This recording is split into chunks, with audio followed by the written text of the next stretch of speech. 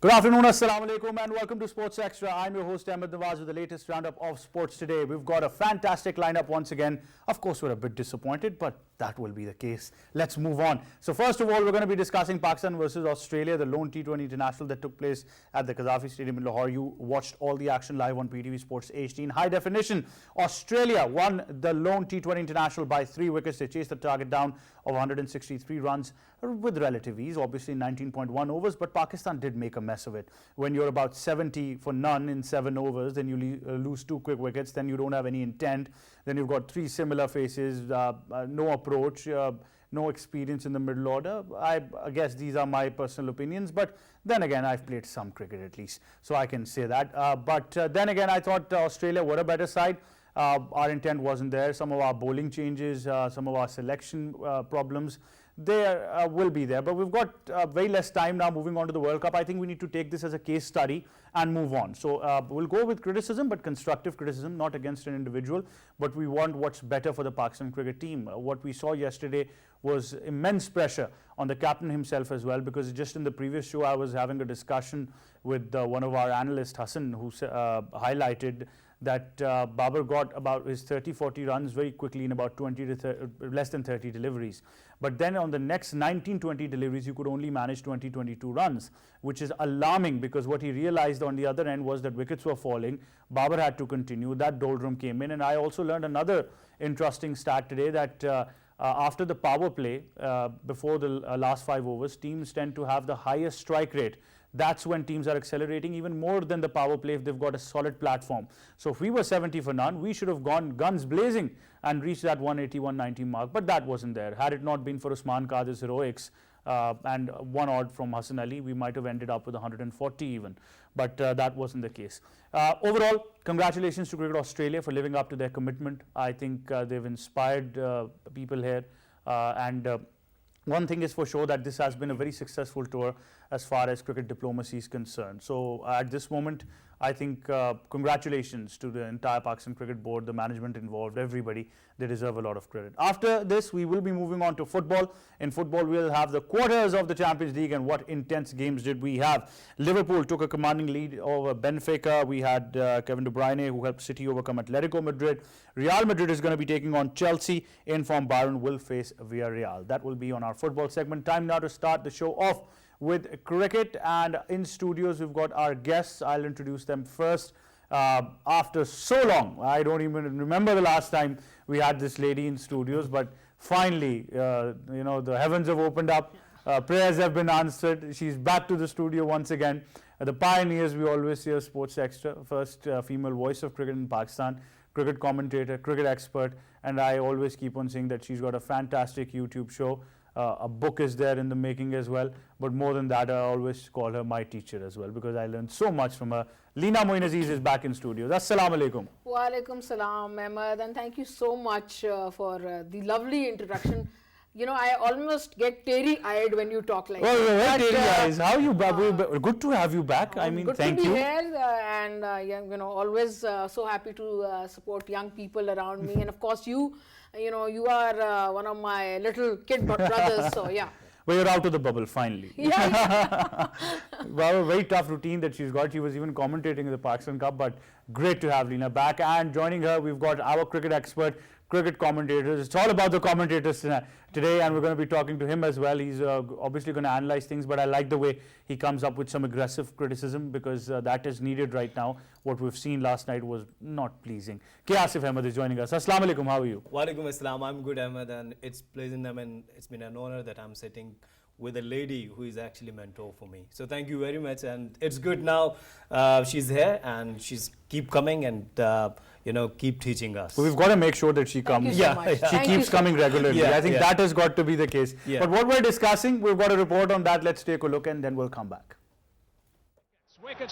Australia finished off their tour of Pakistan in style as captain Aaron Finch half-century helped them chase 163 to beat the host in one-off T20 international in Lahore. It was a game of the captains as both Babar and Finch stood firm for their teams, scoring 50 each in an only shorter format game of historic Pakistan versus Australia tour. After being sent into bat first, Babar scored his 26th T20 international 50 with 66 of 46 deliveries.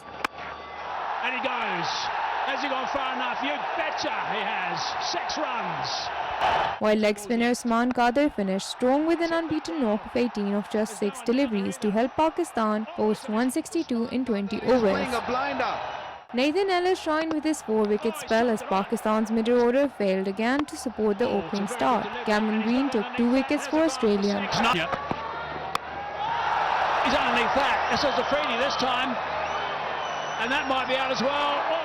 Finch solid in his defence, then scored 55 of 45 to anchor the chase. While Travis Head, Josh Inglis, Marcus Stoinis and Ben McDermott also chipped in with useful contributions.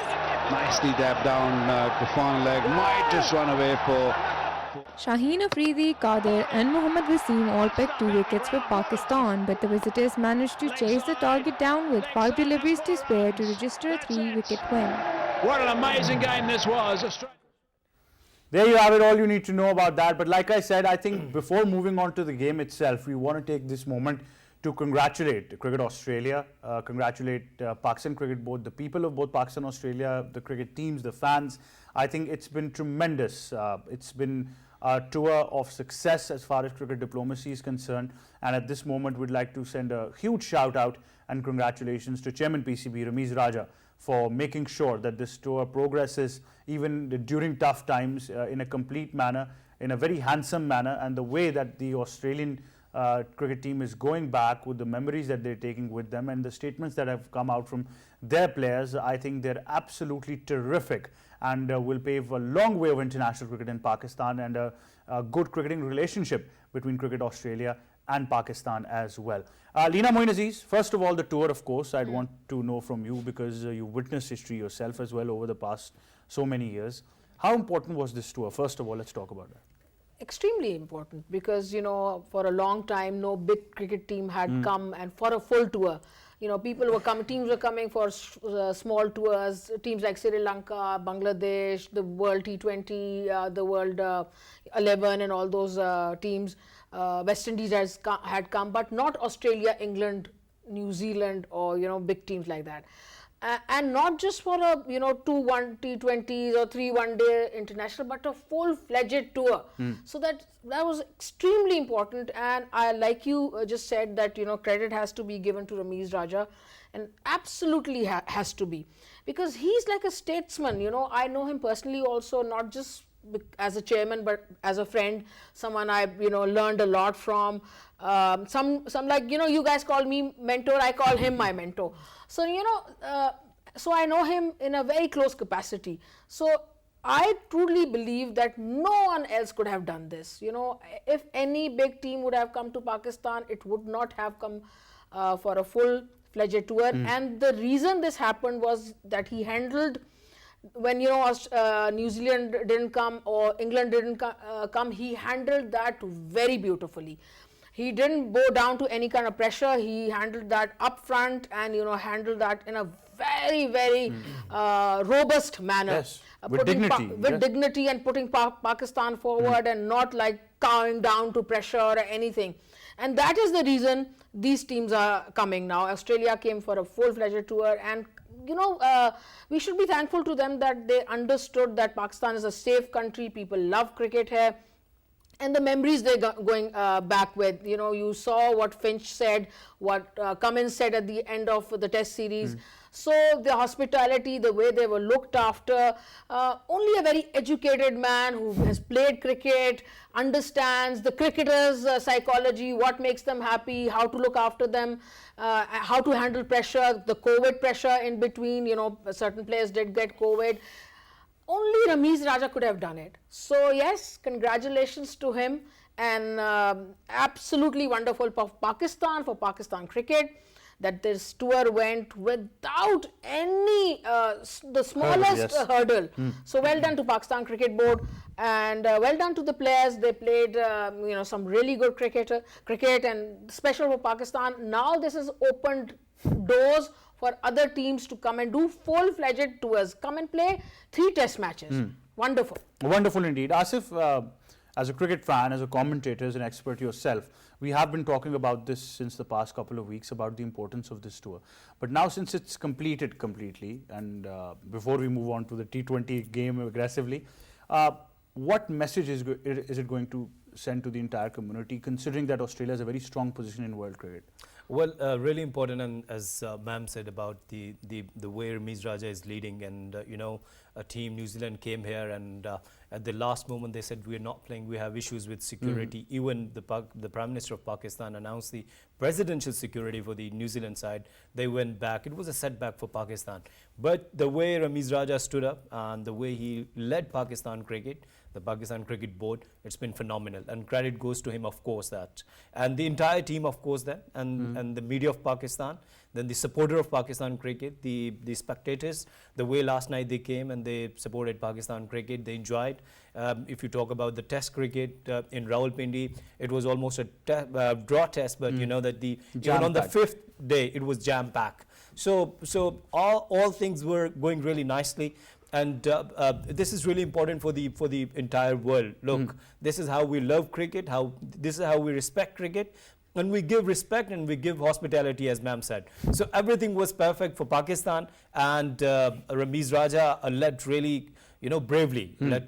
It's really important that he stood up now, and then he said that yes, we are the best team in the world, and if you want to play a home series, we will play at Pakistan. We won't play home series any neutral place. This is the stance actually we were missing for a long time. That, and congratulations to Australia, the way they played. They enjoyed a lot actually. You know, the video of David Warner dancing here in Pakistan.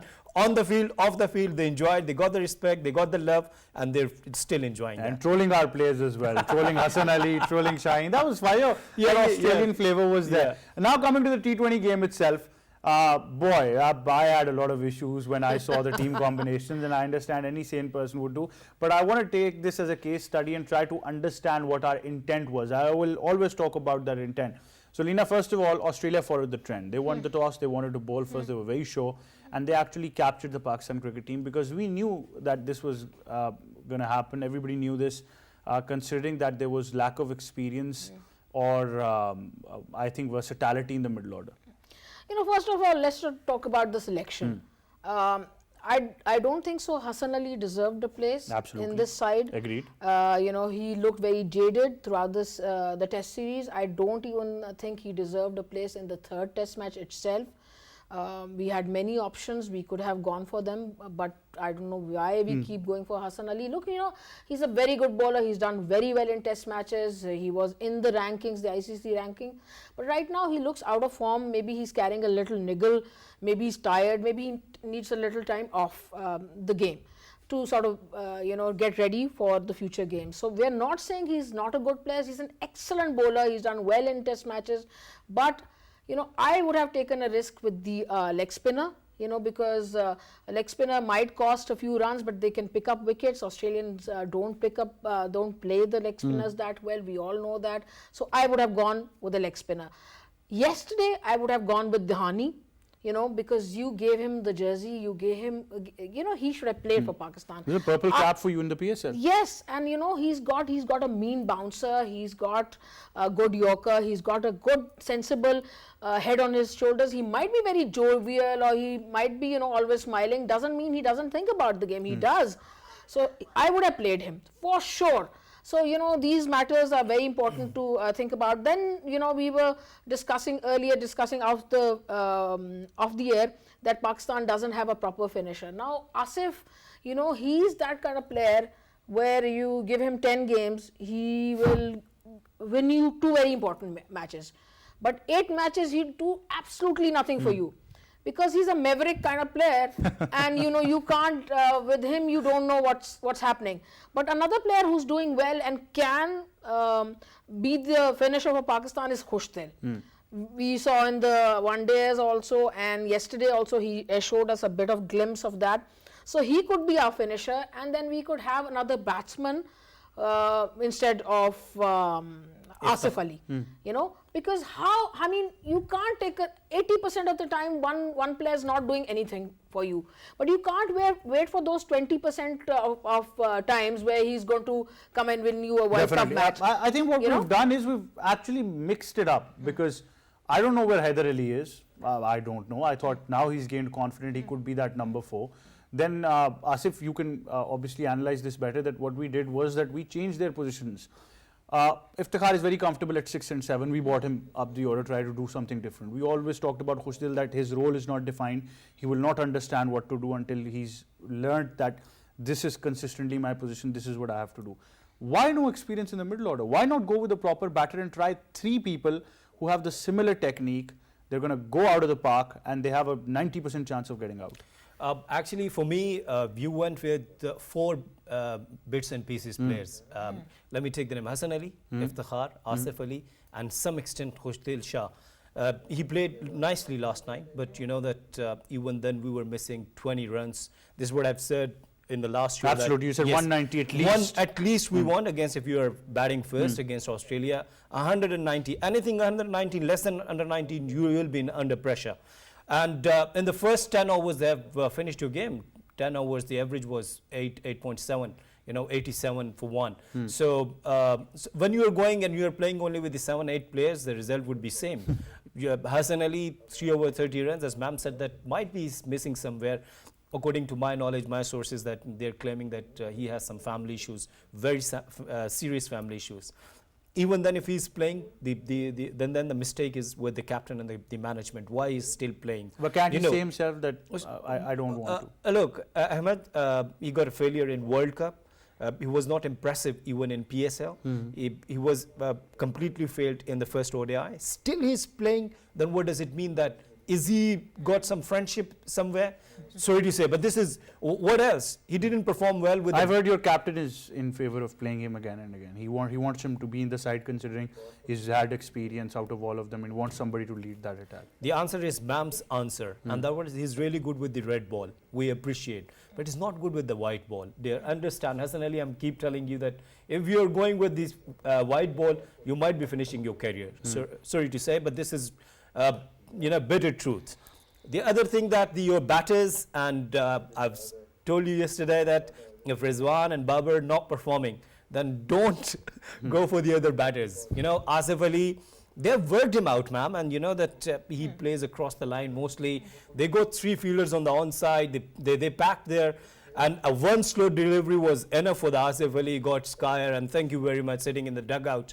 Same with the Iftikhar, and both of these players, we want some replacement, honestly. And you're talking about that, where is Haris Ali? And I'm talking about Haider Ali. Haider. And I'm talking about Haris. He's a really good prospect. And really important point from ma'am, Leena, that where is Nawaz Dhani? Is he only an ambassador for Pakistan cricket teams? Just sitting there and having and enjoying in the dugout and releasing his videos on the TikTok, that's it? No, we want to see him in action. You know that the best bowler of the PSL consecutively second time. At a time when he's in form, because we're going to waste him like this. Yes, and might be that we were asking that, you're asking sometimes the question, where is Tabish? We'll be asking, where is Nawaz Dhani? Where is Nawaz Dhani? Another name, I fail to understand, we work on combinations and suddenly we find no place for them. I mean, on wickets like this, when you've got Mohammad Nawaz injured, Shadab not playing, why not Imad Wasim? Why not? I mean, he could have been an option. Yeah, I mean, lots of people are asking the same question. Maybe he's out of form, or maybe he's injured, or I'm sorry to interrupt you, or maybe he doesn't get the good friendship. Well, maybe he's out of the captain's good books, you never know. Things can happen. You guys are saying that I've still got to maintain my seniority and go in a roundabout way. Look, I think I would have played Nawaz even ahead of Imad Wasim, but I think Nawaz was injured and still getting ready for it, not fully fit. Shadab wasn't there, so we had those two problems, disadvantage, because we didn't have him. But yes, Imad is also there. He's been a very, very seasoned player for Pakistan. But the problem with Imad is that they always, when he bats, I feel he's a very good batsman. They send him very late. So he could be used as a number 6, and give him a role. The thing is, the role has to be clear. Everyone has to be given a role. I think their role definition is not that clear. Then you were talking about Iftikhar. Now I commentated the entire national T20, and he was like one of the best players there. His number, I feel his natural number is number 5.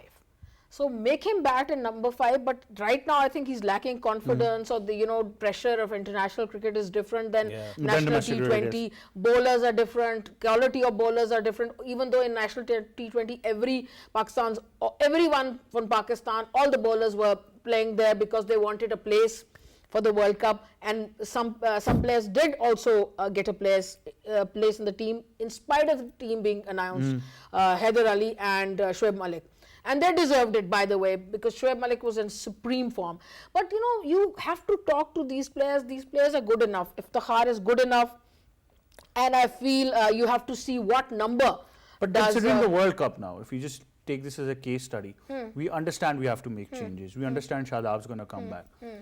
What about the middle order? Is Shoaib Malik going to be part of that World Cup squad? Well, that's $1 million question. I mean, it doesn't look that he is going to be a part of the team, but if he's needed, and these players were already against Australia, they didn't perform that well, maybe he will come in the team. But then that is going to be Australia.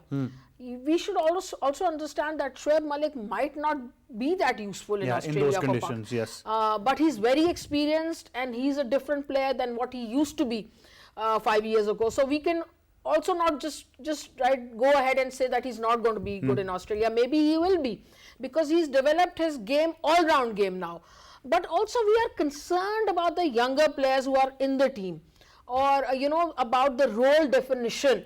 And I agree with Asif when he says that Hassan Ali is only a red ball player. Please do not destroy him by playing him in the white ball format.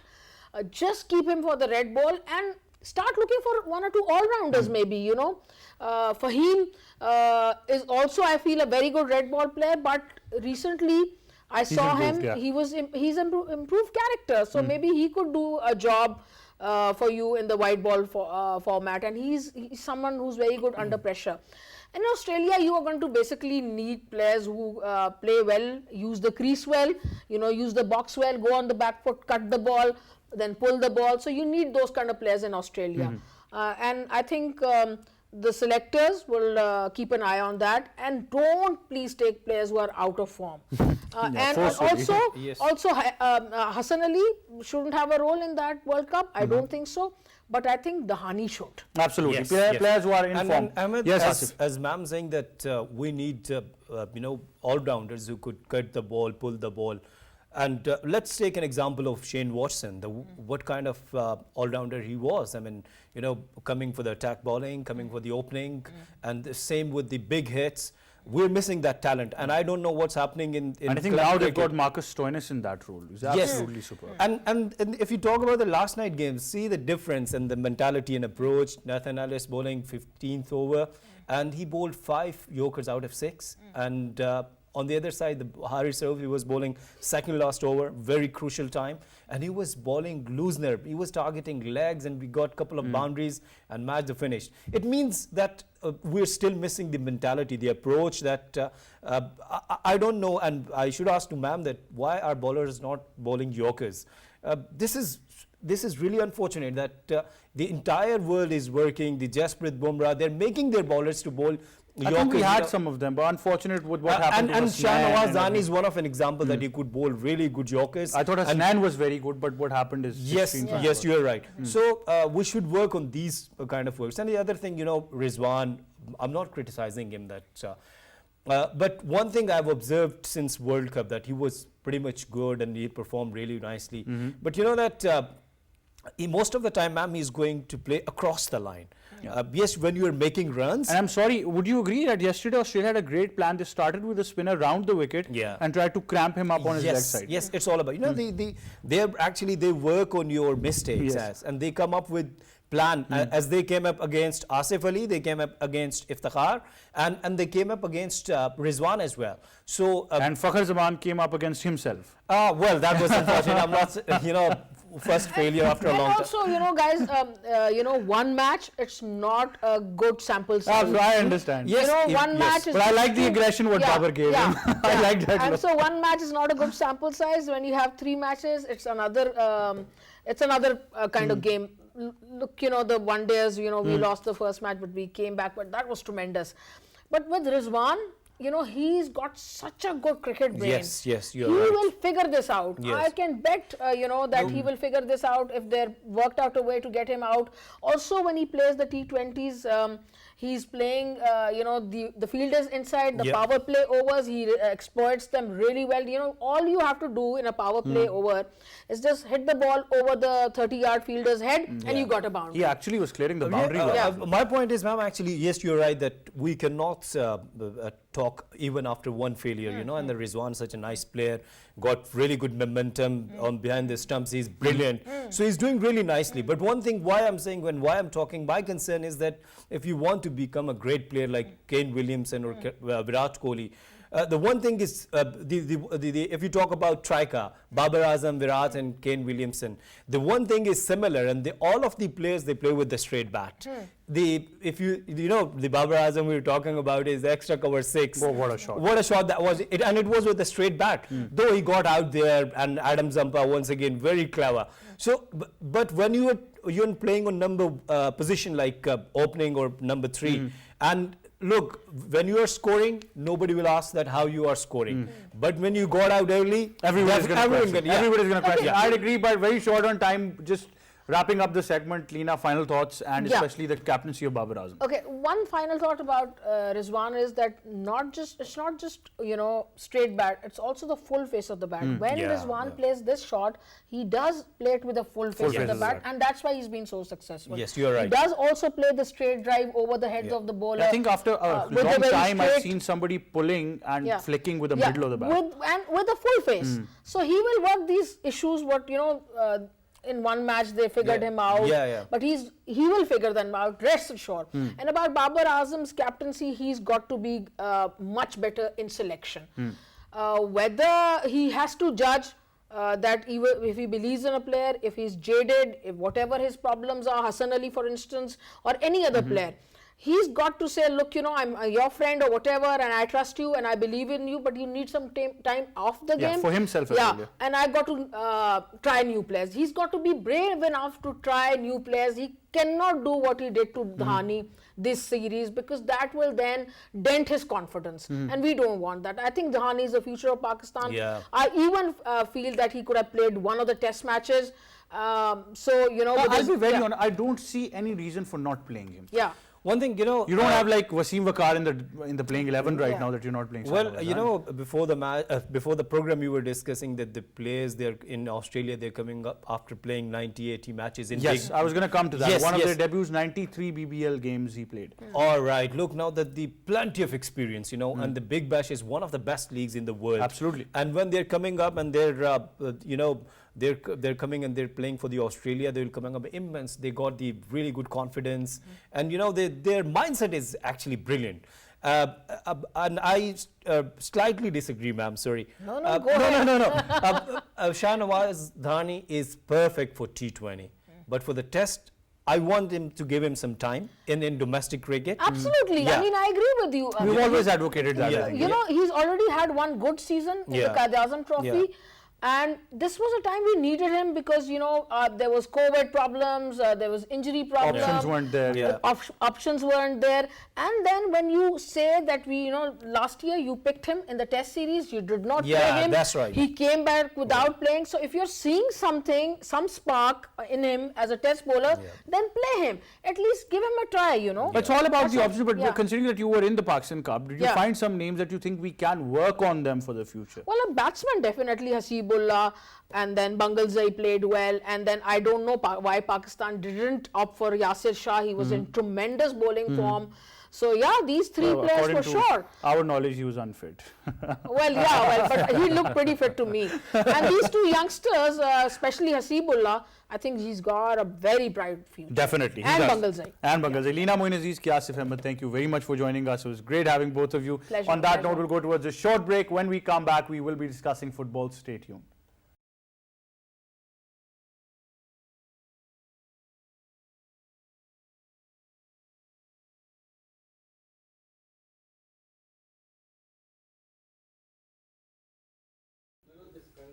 Welcome back to Sports Extra. Time now for our segment on football. We will be discussing the UEFA Champions League and the quarters that took place in detail. And to talk more on this, we've been joined by football expert Rayyan Idrees. Rayyan, Assalamu alaikum. Welcome to Sports Extra. Rayyan, can you hear me? Yes, I can hear you. Can you hear me? Yes, I can. Assalamu alaikum. Welcome to Sports Extra. How are you? Walaikum assalam. I am good. How are you? Great, Rayyan. Thank you so much for joining us. What would you like to say about, let's talk about the first game. Liverpool, once again, dominant night of football for them. I always keep on saying that Klopp is probably the best thing that Liverpool could get their hands on. And 3-1, the domination against Benfica. Obviously, Liverpool again, they were the favourites coming into the game. And yeah, they performed quite well as well because they won 3-1. And you could say that puts them in a greater shape as well in the Premier League, coming up with a match against Man City on a Sunday. But at the same time, you could point out that they were a bit sloppy, especially the goal when Benfica scored. Qainat missed. It was an easy chance for him to clear the ball, but he didn't, and that led to Benfica scoring. But again, winning away from home at Benfica puts them in a great shape for the second leg as well. And at home, you could expect Liverpool advancing to the semi-finals again.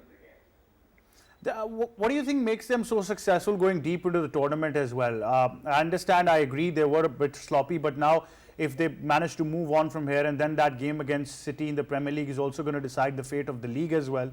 What is making those plans so successful? Because even in the past, there's been talk that even during the transfer windows, there's not been much activity from Liverpool. But the squad that they've had, they've absolutely, been able to get the most out of them. You could easily point that towards the mentality. Liverpool, when you compare them to City, because they are their rivals, they don't have that much depth as well. And last year we saw Liverpool were faced with injury problems, yet they ended on a high as well. So you could say that it's because of the mentality and the way Klopp motivates the whole squad and the way that they perform unitedly on the pitch as well. Definitely, that was the case. Moving on to the other game, Manchester City up against Atletico Madrid. And although we thought that City is going to be the dominant side, Atletico probably did pretty well to hang on to the game. Yeah, the match went on as expected as well because Atletico is a defensive side and we know Simeone's side can be a bit,